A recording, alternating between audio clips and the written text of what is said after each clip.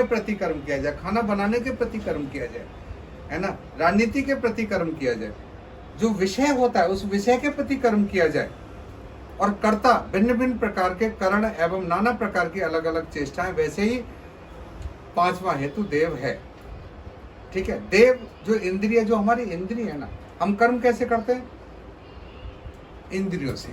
इंद्रियों से विचार, हमारा जो ये जो जाता है, हमारा विषय जाता है इंद्रियों से जाता है। मन क्या करता है? जो हमारी बुद्धि के अंदर जो हमारा ज्ञान रखा हुआ है वहां से थॉट लेता है। मन तो रिसीव करता है, ज्ञान बुद्धि से लेगा और बाहर से रिसीव करेगा, और वो आपके आगे क्या है पूरा डिटेल दे देगा। जैसे आपने मोबाइल में ए डाला तो ए नाम वाली हर चीज आ जाएगी ना, बी डाला तो बी नाम वाली हर चीज आ जाएगी ना।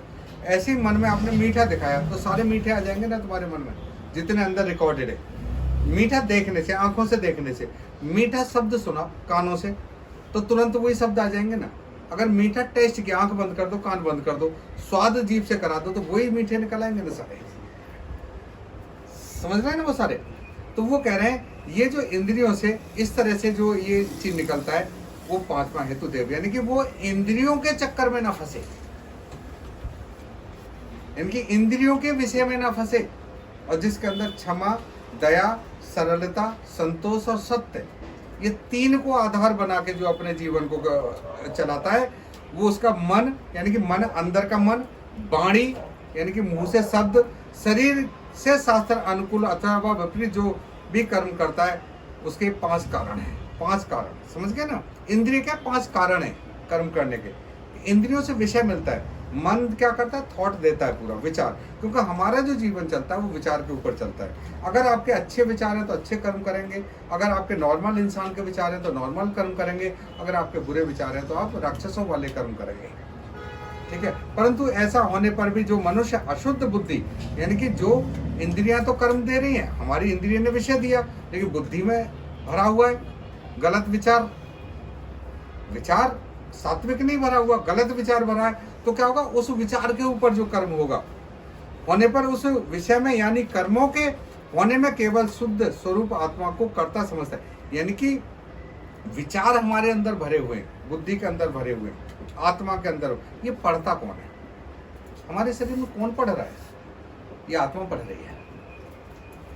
और ये आत्मा जब पढ़ रही है, बुद्धि के अंदर वो डाउनलोड कर लिया उसने सारा, उसके बाद जब उस जो विचार पे जो कर्म करेगी, उन कर्म के आधार पे ही हमारा शरीर कर्म करता है। इसीलिए हम कहते हैं अगर अच्छा कर्म हो जाए तो हम कहते हैं कि ये महान आत्मा है, महात्मा है, ये देव आत्मा है। ये धर्म के काम हो जाए तो कहते हैं धर्मात्मा है, और बुरे काम हो जाए तो क्या कहते हैं? दुष्ट आत्मा है। हाँ, ये शरीर दुष्ट नहीं होता, ये शरीर देव नहीं होता, ये शरीर नहीं होता, ये आत्मा होती है, यानी कि दुष्ट आत्मा, महान आत्मा, देव आत्मा, धर्म आत्मा, है ना। तो धर्म ये जो कार्य करती है दुष्टता, ये क्या? ज्ञान के आधार पर। अगर अपने संस्कार आत्मा बदल लेती है, ऐसा नहीं है जो दुष्ट आदमी नहीं अच्छा बन सकता। वाल्मीकि जी क्या काम करते थे? जब उन्होंने अपने संस्कार बदले तो ब्रह्मा जी के समान हो गए, वाल्मीकि ब्रह्मा के समान।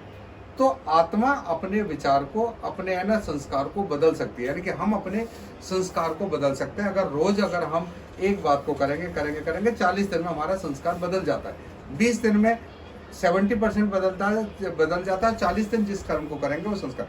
मैं खाना खाने के बाद चाय पीने लगूं तो मुझे आदत चाय की पड़ जाएगी। मैं खाना खाने के बाद गुड़ खाने लगूं तो मुझे आदत गुड़ की पड़ जाएगी। मैं खाना खाने के बाद बीड़ी सिगरेट पीने लगूं तो उसकी आदत पड़ जाएगी।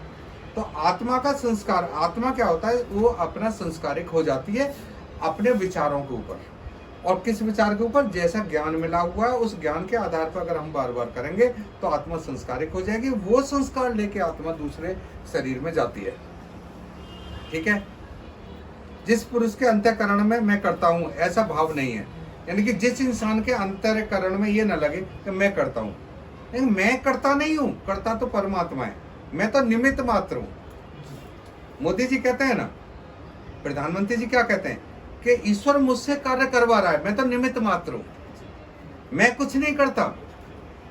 सुना होगा मोदी जी के मुंह से कई बार कि मैं तो एक निमित्त मात्र हूं, मैं तो वाराणसी में जो आया हूं परमात्मा का निमित्त मात्र हूं, मैं कुछ नहीं कर रहा, परमात्मा जो कर रहे हैं वो करवा रहे हैं। यानी मैं करता हूं, जो कुछ अंतःकरण में जो लोग ऐसा सोचते हैं कि मैं करता हूं, और ऐसा भाव नहीं है उनके मन में।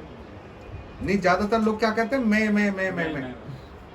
मैं मेरा और तू तेरा। इसने आफत कर रखी है दुनिया में। किसने आफत कर रखी है? मैं